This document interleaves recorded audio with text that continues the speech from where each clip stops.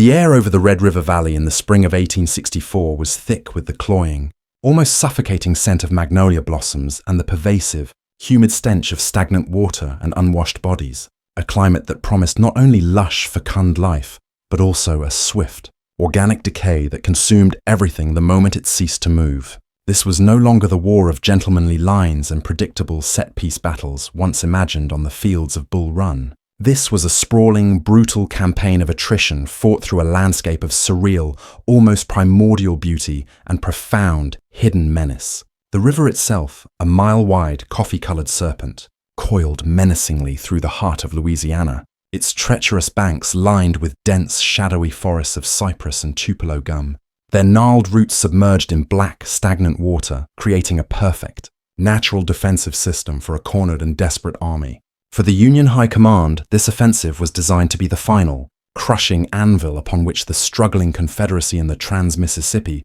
would be decisively shattered. A bold, decisive thrust intended to seize the region's rich cotton resources, establish a pro-Union government in Texas, and sever the last tenuous Confederate lifeline to Mexico. This was the culmination of a long-held, politically charged desire to reclaim the vast wealth of the region, a goal that had begun to overshadow the purely military objectives of the war.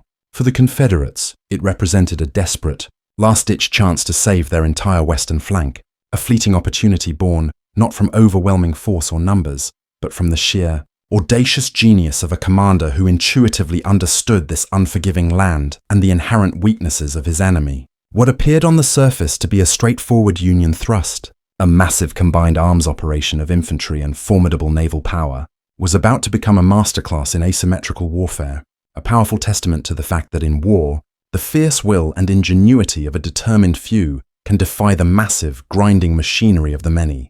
The stage was thus set for a campaign that would spectacularly defy all contemporary expectations, where the very geography would become a primary weapon, and where a seemingly unstoppable armada would meet its match not in a grand opposing fleet, but in the clinging mud, the obscuring fog, and the relentless, defiant spirit of a cornered army. The entire operation was a political and military gamble of the highest order, dictated not by the sober, relentless strategy of General Ulysses S. Grant, who had reluctantly approved the plan only as a diversion, but by the short-sighted political machinations of Washington, where the desperate desire for cotton and a quick, public relations victory dangerously outweighed the grim, logistical realities of the terrain.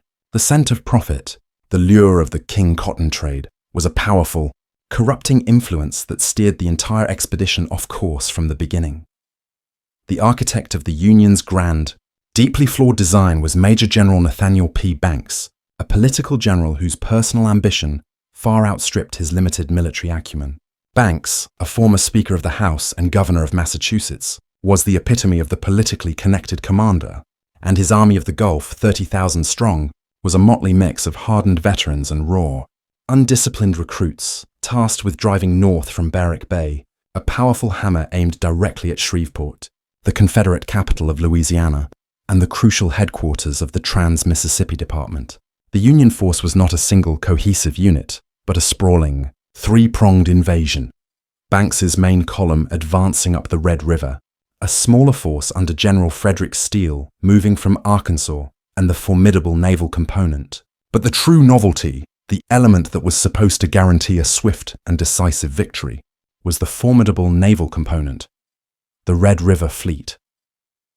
This was Admiral David Dixon Porter's renowned Mississippi Squadron, a terrifying collection of 20 ironclads, tinclads, and monitors that had successfully tamed the Father of Waters. These were the legendary vessels that had reduced mighty Confederate fortresses to smouldering rubble. Their names, like USS Eastport, USS Cricket, and the massive USS Chillicothe, evoked raw industrial power and invincibility.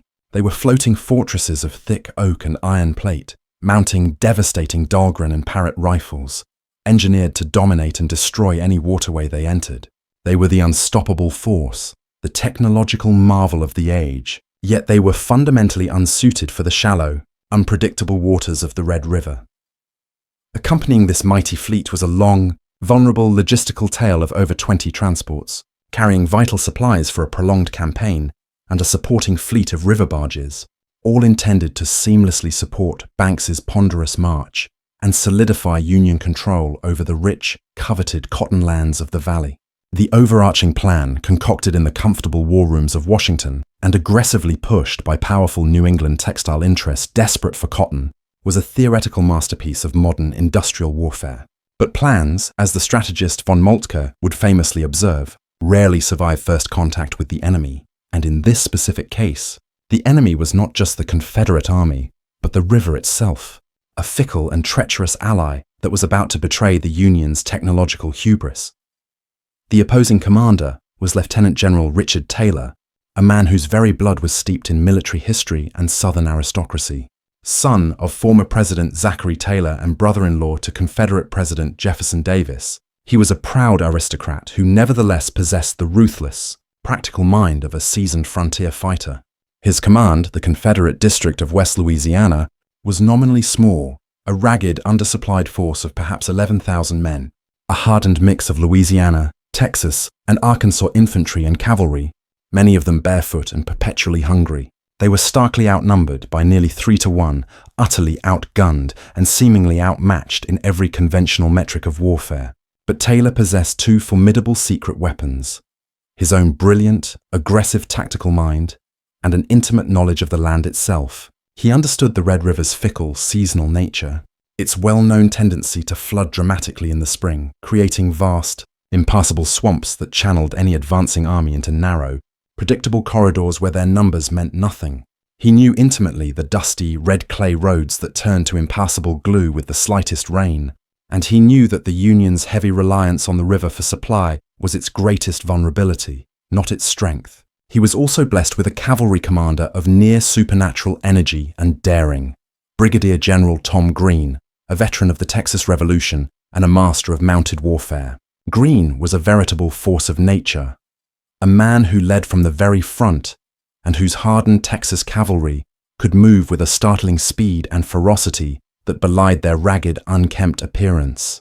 What seemed like undeniable weakness, their stark lack of numbers, their antiquated equipment, would, in Taylor's cunning hands, become their greatest strength. They were not an army to be arrayed in a grand formal line of battle.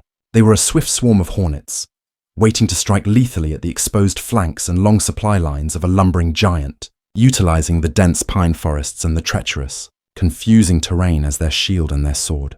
Taylor's genius lay in his willingness to defy the cautious, often paralyzing orders of his superior, General Edmund Kirby Smith, the overall commander of the Trans-Mississippi Department, who favored a more defensive, consolidated strategy. This internal Confederate feud, a crisis in command, would ironically work in Taylor's favor, allowing him the tactical freedom to execute his brilliant, aggressive counterstroke. The campaign began with a portent of the chaos to come. In mid-March, Banks's army began its ponderous, slow advance, a deliberate march that betrayed the political urgency of the mission. Simultaneously, Porter's magnificent fleet, a terrifying and awe-inspiring sight, entered the mouth of the Red River. The initial movements were largely unopposed, as the Confederates, following Taylor's clever orders, fell back strategically, drawing the Union forces deeper and deeper into the prepared trap. The Union soldiers and sailors initially felt the familiar thrill of an easy advance, a growing sense of inevitable victory, a feeling quickly soured by the brutal reality of the terrain. But the river itself was the first to offer serious resistance, a silent geological foe. The red was running unusually low for the season, treacherously so, a condition exacerbated by an unexpectedly dry winter. Sandbars and snags, invisible beneath the muddy, opaque water, lurked like submerged alligators, waiting to gut the unwary vessel. The deep draft ironclads, designed for the mighty Mississippi, constantly ran aground, their progress measured not in knots, but in the backbreaking, exhausting labor of sailors and soldiers manhandling them off the shoals. The air, once filled with the sweet scent of blossoms, was now thick with the curses of men and the belching smoke of overworked engines. This was not the swift, decisive thrust envisioned in Washington. It was a miserable slog, a slow, grinding penetration into a landscape that seemed to actively resist them at every turn. The very element that was supposed to be their highway was becoming their prison, a logistical nightmare that Banks, the political general, had utterly failed to anticipate or plan for. The Union Army, forced to march along narrow, confining roads, was stretched dangerously thin. Its extended supply line now entirely dependent on a fleet that was constantly struggling against the river's treacherous currents and hidden, damaging obstacles. Soldiers, already suffering from the intense heat and humidity, cursed the narrow, dusty roads that offered no room for maneuver, and the constant harassment from Taylor's light cavalry and sharpshooters, who struck and vanished into the dense woods with impunity. What no one in the Union High Command fully appreciated was that Richard Taylor was not truly retreating. He was contracting his forces like a powerful spring being coiled to its breaking point, deliberately drawing the Union Army into a pre-selected killing zone of his own choosing. He fell back to a place he had selected with the keen eye of a master duelist, Sabine Crossroads, just south of Mansfield, Louisiana. The date was April 8, 1864. The location was tactically perfect. The road north, the only viable route for Banks's massive column, was severely constricted between a dense, impassable pine forest on one side and a swampy wood on the other, a natural funnel that completely negated the Union's overwhelming advantage in numbers and artillery. Here, on this chosen ground, Taylor could force a battle entirely on his own terms, transforming the Union's numerical superiority into a crippling liability. He arrayed his small army, barely 800 determined men, across the narrow road, their flanks securely anchored by the impenetrable terrain. He placed his artillery, a collection of older but serviceable field pieces, on a slight ridge, perfectly covering the open field before them.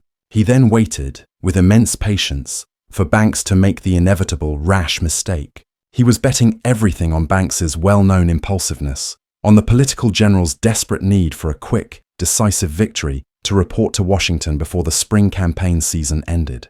It was a colossal all-or-nothing gamble. If his thin line broke, his entire army would be annihilated, and the road to Shreveport would lie completely open.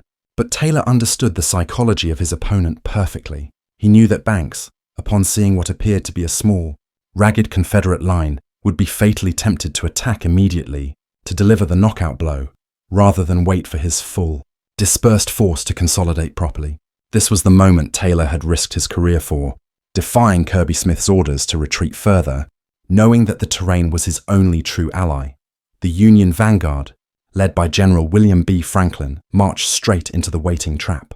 Banks, believing he was facing only a token rearguard, ordered a rash, general advance, pushing his lead elements forward without proper reconnaissance or consolidation of his following forces. The blue lines emerged from the woods into the prepared killing field, their flags snapping optimistically in the breeze, a moment of martial splendor that was quickly followed by utter, bloody carnage. Taylor's well-placed artillery opened fire with devastating effect, and a sudden storm of canister and shell tore directly into the packed Union ranks, turning the narrow road into a horrific slaughterhouse. The initial Federal assaults were brutally repulsed with heavy loss, the dense terrain preventing the Union from deploying their superior numbers effectively. The field rapidly became a hellish chaos of thick smoke, agonizing screams, and utter confusion. Then, Taylor gave the order that would turn a defensive battle into a stunning rout. He unleashed his infantry in a massive, screaming, full-throated bayonet charge, a primal, overwhelming shock action that hit the disorganized Union line with the force of a tidal wave. The entire Confederate line, reinforced by Tom Green's dismounted Texas cavalry, surged forward with terrifying fury. The Union troops, their formations already broken by the terrain and the initial artillery barrage, could not withstand the ferocious assault. The center crumbled first, then the flanks rapidly gave way. A disciplined fighting retreat turned instantly into a panicked, headlong flight, a desperate, every man for himself scramble down the narrow road to Pleasant Hill, a route that would be remembered with deep shame as the Mansfield Stampede. Men threw away their rifles, abandoned their artillery pieces and ran for their lives, clogging the road and creating an impenetrable bottleneck of fear. One soldier later recounted the scene as a perfect hell of flying men and horses, a panic so complete it defied description. Banks had lost over 2,000 men, his confidence, and most critically, the initiative. In a single, brutal afternoon, the entire narrative of the campaign had been violently inverted. The hunter had decisively become the hunted, and the road to Shreveport was now a desperate road of retreat. But the dramatic events on land were only half the story, and the formidable naval component was about to face its own, more insidious enemy. While Banks's shattered army was reeling back to Pleasant Hill, Admiral Porter's mighty fleet was still advancing upriver, blissfully unaware of the disaster that had befallen its army counterpart. The fleet had fought its own running battles against the stubborn river, but had pressed on determinedly, its mission to link up with Banks at Shreveport. Now, with the army in full disorganized retreat, the fleet was advancing deeper into a trap, a logistical and geographical cul-de-sac from which there seemed no escape. The news of the Mansfield defeat reached Porter far too late. He was now deep in Confederate territory. His line of retreat threatened, and his heavy, deep-draft warships were about to face an enemy more implacable than any Confederate battery, the rapidly, ominously falling water level of the Red River. Richard Taylor and Tom Green, having shattered the Union Army, now turned their full, undivided attention to the isolated, vulnerable fleet. The great naval armada, the supreme symbol of Union industrial might, was suddenly transformed into a stranded herd of behemoths trapped in a rapidly shrinking pond. The Confederates did not need a powerful fleet to destroy it. They only needed to close the door firmly behind it, utilizing the river's own natural, unforgiving defenses as their primary weapon. The crisis point for the Navy came at a place called Blair's Landing on April 12th, a few days after the Mansfield disaster. The Union transports, protected by a handful of gunboats, including the tin-clad USS Osage and the Monitor USS Neosho, were attempting to evacuate wounded from the land battle. It was here that Tom Green saw his chance. He led a charge of several hundred Texas cavalry directly against the gunboats, a seemingly suicidal act of horsemen against iron. The scene was one of surreal, anachronistic violence, a clash between the past and the industrial future.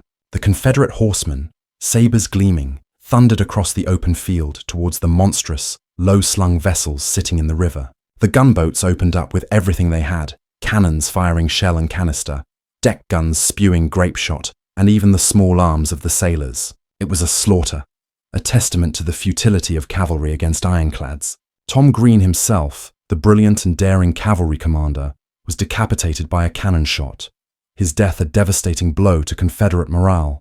Yet, the attack was emblematic of the Confederate spirit in the campaign, a fearless, almost fanatical willingness to take insane risks to disrupt the Union advance.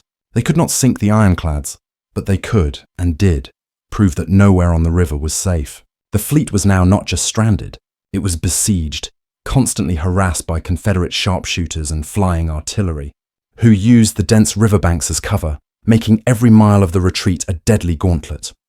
The true masterstroke, however, was yet to come, a testament to the river's ultimate power. As Porter struggled to turn his fleet around in the narrow falling river, the Confederates implemented a plan of breathtaking ingenuity. Downriver at the rapids near Alexandria, the water was now so low that the larger Union vessels, particularly the heavy ironclads, could neither advance nor retreat. They were trapped, sitting ducks for Confederate shore batteries and boarding parties. The entire Mississippi Squadron, the pride of the Union Navy, was facing capture or destruction. The situation was dire. The Confederates, sensing a victory of incalculable proportions, began to mass their forces, preparing for the final, humiliating capture of the Union fleet. The Union High Command was gripped with panic. The loss of this fleet would be a catastrophe on a scale not seen since the war began, a humiliation that could extend the war for years. It seemed that all was lost, the grand campaign of conquest having devolved into a desperate fight for survival. The river, the very highway of the Union advance, had become the ultimate Confederate weapon. The USS Eastport, the largest ironclad, had already run aground and was so badly damaged that it had to be destroyed by its own crew to prevent capture, a devastating loss that underscored the gravity of the situation. But in that moment of supreme crisis, an unlikely hero emerged from the ranks of the engineers, Lieutenant Colonel Joseph Bailey, a former Wisconsin lumberman serving as an engineer officer in Banks's army. Bailey looked at the problem not as a sailor, but as a frontiersman, a man who understood the raw power of water and timber. He saw the rapids not as an impassable barrier, but as a dam that needed to be built to manipulate the water flow. He proposed a scheme so audacious that many of the seasoned naval officers, steeped in the traditions of the sea, dismissed it as madness. He would build a series of wing dams, known as Bailey's Dam, out of timber, stone, and even entire scuttled barges, to raise the water level in the main channel just long enough for the fleet to coast over the rapids. The Red River at this point was approximately 758 feet wide, with a 6-foot drop over the falls, a seemingly insurmountable obstacle for the deep draft vessels. Bailey's plan was to construct 2 massive crib dams, one from each bank, extending into the river, leaving a narrow, deep chute in the center. It was a plan born of desperation, a Hail Mary pass that relied on brute force, ingenuity, and a profound understanding of hydrology and engineering. Admiral Porter, with no other options, gave his reluctant approval, famously stating that the plan was a desperate remedy for a desperate disease. For 10 days, thousands of Union soldiers, many of whom had been running for their lives days before, were put to work with axes, saws, and wagons. They became an army of lumberjacks and laborers, felling entire forests, dismantling sugar mills for their brick, and sinking vessels to create the dams. The scene at Alexandria was one of frenetic, almost surreal industry, a testament to the Union's immense capacity for organization and sheer hard work, a race against the falling river and the advancing Confederate army. The sheer scale of the labor, performed under constant threat of attack, was a powerful display of the Union's industrial capacity and its ability to mobilize massive resources in a crisis. On the morning of May 9th, the moment of truth arrived. The largest of Bailey's dams, a massive structure of timber and rubble, was partially dynamited to create a chute of rushing water, a man-made torrent. The water level downstream surged, rising just enough to provide the necessary draft. One by one, the great ironclads, their engines screaming, made a run for it. The USS Mound City went first, careening through the torrent, its hull scraping horrifically against the rocks, the sound of tearing metal echoing across the river. But it made it. Then the USS Pittsburgh, then the USS Carondelet. One after another, the behemoths of Porter's fleet slid through the chute, escaping the trap. It was a miracle of engineering, a feat that saved the Union Navy from its greatest potential disaster of the war. Bailey was hailed as a hero, promoted to brigadier general on the spot, and given a vote of thanks by Congress. The Confederates, watching from the bluffs, could only look on in stunned disbelief. The prize they had thought was theirs had slipped through their fingers, saved by the axe and saw of a Wisconsin lumberman and the relentless labor of the Union Army. The successful passage of the fleet was a psychological victory that partially offset the military humiliation on land. The Red River campaign sputtered to an end in late May 1864. The Union forces withdrew in humiliation, their grand objectives unfulfilled. Banks's military career was effectively over, his reputation permanently tarnished by the mismanagement and defeat. The Confederacy had won a stunning, against all odds, tactical victory. Richard Taylor had proven himself one of the war's most brilliant defensive commanders, and his army had fought with a tenacity that became the stuff of legend in the Trans-Mississippi. Yet the strategic impact was more complex and ultimately disappointing for the South. The campaign had tied up tens of thousands of Union troops and a critical naval squadron for months, resources that could have been used in Grant's simultaneous overland campaign against Lee in Virginia.